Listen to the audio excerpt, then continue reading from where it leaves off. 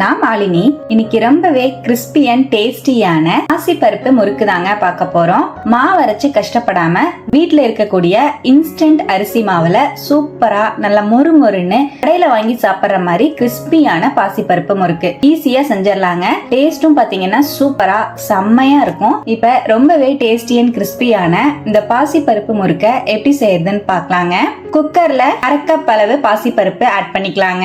நான் மெஷரிங் கப்ல அரை கப் எடுத்திருக்கேன். நீங்க வீட்ல இருக்கக்கூடிய கப்போ கிளாஸோ கூட எடுத்துக்கலாம். அதுல மெஷர்மெண்ட் மட்டும் கரெக்டா ஃபாலோ பண்ணிக்கோங்க. அரை கப் அளவு பாசிப்பருப்பை சேர்த்துட்டேன். மீடியம் ஃப்ளேம்ல ஒரு 2 நிமிஷம் நல்லா வறுத்துக்கலாங்க.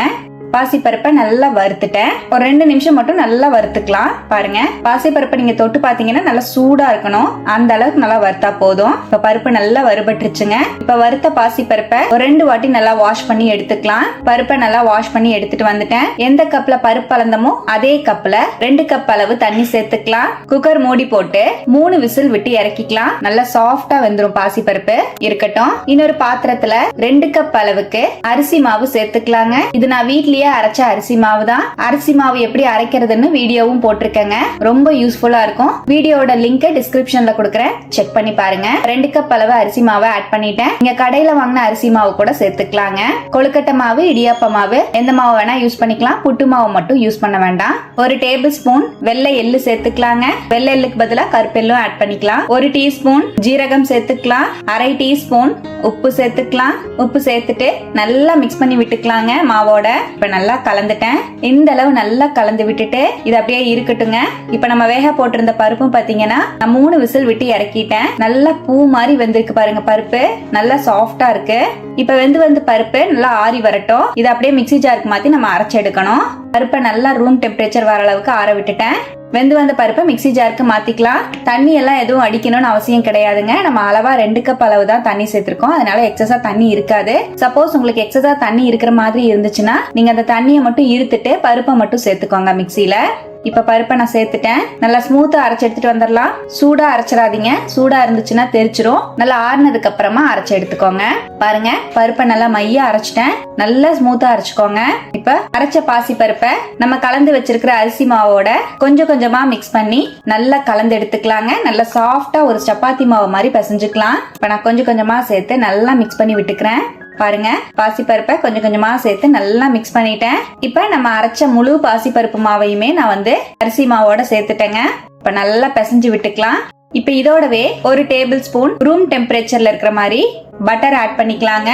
ரொம்ப கெட்டியா இருக்கிற வெண்ணெய் சேர்க்க வேணாம். ரூம் டெம்பரேச்சர்ல இருக்கிற மாதிரி பட்டர் சேர்த்துக்கோங்க. பட்டர் இல்லைன்னா 1 டேபிள் ஸ்பூன் ஆயில நல்லா ஹீட் பண்ணிட்டு ஆட் பண்ணிக்கோங்க. நல்லா மிக்ஸ் பண்ணிக்கலாங்க. பாருங்க, மாவை நல்லா பிசைஞ்சிட்டேன். எந்த அளவுக்கு மாவு நல்லா சாஃப்டா இருக்குன்னு பாருங்க. ரொம்ப கெட்டியா பிசைய கூடாது. இப்ப மாவு நல்லா சாஃப்டா இந்த மாதிரி பிசைஞ்சுக்கோங்க. நீங்க தொட்டாலே அப்படியே பூ மாதிரி உள்ள போகணும். எந்த அளவுக்கு சாஃப்டா இருக்குன்னு பாருங்க. இப்ப நம்ம பிசைஞ்சு வச்சிருக்கிற மாவை முறுக்கு குழலுக்கு தகுந்த மாதிரி பிரிச்சு வச்சிடலாம். நான் ஒரு கை அளவு இருக்கிற மாதிரி பிரிச்சுக்கிறேன். எல்லா மாவையும் இந்த மாதிரி பிரிச்சு எடுத்து வச்சுட்டேங்க. இன்னைக்கு இந்த மாதிரி 3 ஹோல்ஸ் இருக்கிற தட்டுல தான் நான் முறுக்கு பிழிய போறேங்க. முறுக்கு குழல் பாதி அளவு கொள்ற அளவுக்கு மட்டும் மாவை உள்ள சேர்த்துக்கலாம். இந்த மாதிரி இருக்கிற முறுக்கு அச்சுல பாதி அளவுக்கு நீங்க மாவை சேர்த்தீங்கன்னா தான் பிழிய ரொம்ப ஈஸியா இருக்குங்க. இந்த மாதிரி நான் ஒரு சட்டுகம் எடுத்திருக்கேங்க. இதுக்கு மேல அப்படியே முறுக்க பிழிஞ்சு சேர்த்துக்கலாம். உங்களுக்கு டைரக்டா எண்ணெயில போட தெரியும்னா நீங்க டைரக்டாவே எண்ணெயில பிழிஞ்சுக்கலாம். முறுக்க தெரியாதவங்க இந்த மாதிரி சட்டுகத்துல முறுக்க பிழிஞ்சிட்டு அதுக்கப்புறமா அப்படியே எடுத்தீங்கன்னா உங்களுக்கு ஈஸியா ஒரு ஒட்டாம இது அப்படியே நீங்க எண்ணெயில சேர்த்துக்கலாங்க. இது போலவும் பண்ணிக்கலாம். இல்லன்னா ஒரு ஒயிட் கிளாத் நல்லா விரிச்சிட்டு அந்த ஒயிட் கிளாத் மேல எல்லா முறுக்கையும் புழிஞ்சு எடுத்து வச்சுட்டு ஒவ்வொன்னா நீங்க எண்ணெயில போட்டு பொரிச்சு எடுத்துக்கலாம். பாருங்க, சட்டுகத்துல இந்த மாதிரி புழிஞ்சு எடுக்கும்போது ரொம்ப ஈஸியா இருக்கும். இந்த மாதிரி புழிஞ்சிட்டேங்க. இப்ப நம்ம முறுக்கு பொரிச்சு எடுத்துக்கலாம். முறுக்கு பொரிக்கிறதுக்கு கடாயில ஆயில் சூடுபடுத்திருக்கேன். ஹை ஃப்ளேம்ல வச்சு சூடுபடுத்திட்டு முறுக்கு போடும் போது மீடியம் ஃப்ளேம்ல வச்சுக்கோங்க.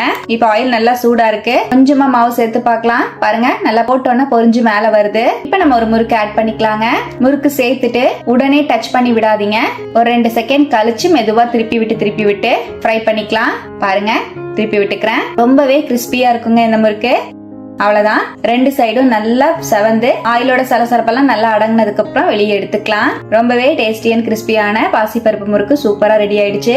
இப்ப மீதி இருக்கிற மாவையும் இதே போலவே முறுக்கு போட்டு எடுத்துக்கலாம். நான் டைரக்டாவே எண்ணெயிலையும் பிழிஞ்சு காமிக்கிறேன் பாருங்க. இந்த மாதிரி உங்களுக்கு பிழிய தெரியும்னா நீங்க டைரக்டாவே கூட பிழிஞ்சுக்கலாம். இந்த மாதிரி புளியும் போது கொஞ்சம் கை தூக்கி வச்சு பிழிஞ்சுக்கோங்க. ஏன்னா எண்ணெயோட ஆவி அடிக்கும். போட்டுட்டு ஒரு 2 செகண்ட் கழிச்சு மெதுவா திருப்பி விட்டுக்கலாம். ரெண்டு சைடுமே நல்லா வெந்ததுக்கு அப்புறமா ஆயிலோட சலசலப்பு அடங்கினதுக்கு அப்புறம் வெளியே எடுத்துக்கலாங்க. அவ்வளவுதான். மீதி இருந்த மாவுலையும் நான் முறுக்கு ஃபுல்லா போட்டு எடுத்துட்டேன். நம்ம எடுத்திருந்த 2 கப் அரிசி மாவுக்கு 3/4 கிலோ அளவுக்கு முறுக்கு வந்திருந்ததுங்க. ரொம்பவே டேஸ்டி அண்ட் கிறிஸ்பியான பாசிப்பருப்பு முறுக்கு சூப்பரா ரெடி ஆயிடுச்சு. முறுக்க உடைச்சு காட்டுறேன் பாருங்க, எவ்வளவு மொறுமொறுன்னு செம்ம கிறிஸ்பியா இருக்குன்னு. டேஸ்டும் அல்டிமேட்டா இருக்குங்க. கண்டிப்பா இது போல நீங்களும் ட்ரை பண்ணி பாருங்க. ட்ரை பண்ணி பார்த்துட்டு எப்படி வந்ததுன்னு கமெண்ட்ல மறக்காம என் கூட ஷேர் பண்ணிக்கோங்க. நம்ம சேனலை இப்பதான் ஃபர்ஸ்ட் டைம் பாக்குறீங்கன்னா சப்ஸ்கிரைப் பண்ணிக்கோங்க. பக்கத்துல இருக்கிற பெல் ஐகானை பிரஸ் பண்ணி வச்சுக்கோங்க. லைக் பண்ணிக்கோங்க. ஃப்ரெண்ட்ஸ் அண்ட் ஃபேமிலியோட ஷேர் பண்ண மறந்துடாதீங்க ஃப்ரெண்ட்ஸ். தேங்க்யூ.